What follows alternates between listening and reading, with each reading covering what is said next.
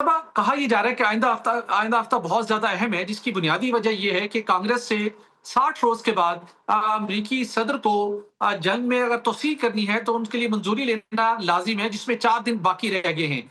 तो आपको क्या लगता है, अगर कांग्रेस से 4 रोज के बाद अगर कोई ऐसी मंजूरी हासिल की जाती है तो उसके क्या इम्पैक्ट होगा अमेरिका के इंटेंशंस के, चूंकि इसराइल से कुछ बहुत खतरनाक किस्म के बयान अभी भी आ रहे हैं?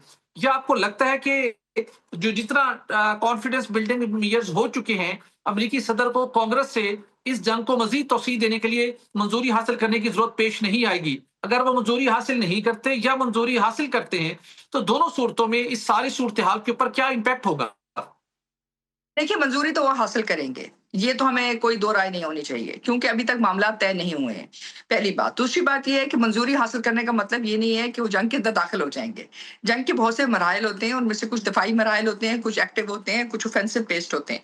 और जब तक कि ये जो फ्रेमवर्क है, ये फुली ऑपरेशनल नहीं होता और पीस डील फुली नेगोशिएट नहीं होती, तो जंग की ऑप्शन अमेरिकन सदर अपने पास महफूज रखेंगे।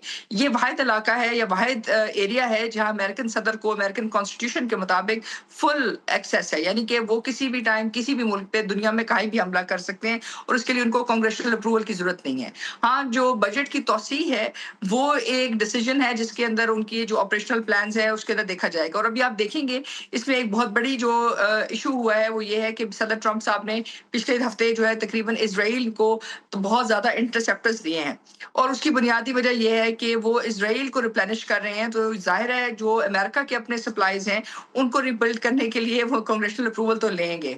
तो इसको हमें रीड नहीं करना चाहिए कि इसका मतलब ये है कि जंग होगी, क्योंकि they will remain battle ready. लेकिन जंग होएगी या नहीं होगी, ये इसका जो फैसला है वो फ्रेमवर्क एग्रीमेंट के ऊपर होगा, और वो इस बात के ऊपर होगा कि ईरान और अमेरिका के दरमियान मामला कैसे तय पाते हैं। बिल्कुल ठीक। अमेरिकी सदर डोनाल्ड ट्रंप तो आज भी ये कहते हुए हमें मिलते हैं अपनी वीडियो स्टेटमेंट में कि ईरान जंग जल्द खत्म हो जाएगी, तहाँ वो दावा करते हैं कि फातेह अमेरिका ही होगा। तो आपको लगता ही है कि अमेरिका भी बहुत ज्यादा डेस्परेट है, अमेरिकी सदर बिलखुसूस वो चाहते हैं कि जल्द अज जल्द जंग बंदी हो, जबकि इस वक्त जो ईरानी लीडरशिप है उनकी जो बॉडी लैंग्वेज है वो काफी स्ट्रांग भी है, वो बहुत तहम्मुल के साथ आराम के साथ मामलात को आगे चला रहे हैं, किसी परेशानी में दिखाई नहीं देते। लेकिन अमेरिकी सदर काफी उजलत में है।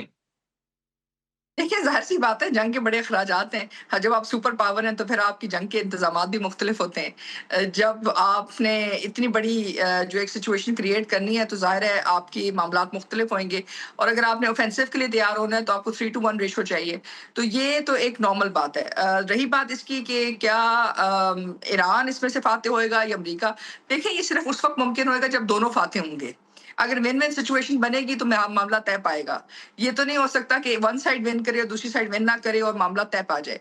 तो इसलिए एक तो हमें ज़हनी तौर पे तैयार होना चाहिए कि कुछ वक़्त लगेगा, लेकिन दूसरी तरफ ये भी कि इस वक़्त सीरियसनेस नज़र आ रही है वाशिंगटन में भी और तेहरान में भी, कि वो नेगोशिएशंस को आगे लेके जाना चाहते हैं, और मुज़ाकरात के जो भी पहलू हैं, बिलख़ुसूस ईरान की तरफ से, वो अपने तमाम जो उनके सपोर्टर्स हैं, जो उनके साथ मुल्कों ने साथ खड़े रहे हैं, उनको साथ लेके चलना चाहते हैं। और ये एक अच्छी बात है, क्योंकि इससे जो कोऑपरेटिव एग्रीमेंट निकलेगा या सैंक्शंस अरेंजमेंट निकलेगी, वो सस्टेनेबल होगी। ये नहीं होगा कि कुछ अरसे बाद वो स्पॉयलर्स में कन्वर्ट हो जाएँगे। और रही बात अमेरिका के अंदर, तो अमेरिका के अंदर ज़ाहिर है एक लॉबी ज़रूर है, जिस तरह तेहरान के अंदर या कहीं भी और हो सकती है, जो नहीं चाहेगी कि जो जंग है वो रुके। लेकिन इस वक़्त जो मोमेंटम है वो पीस की तरफ है।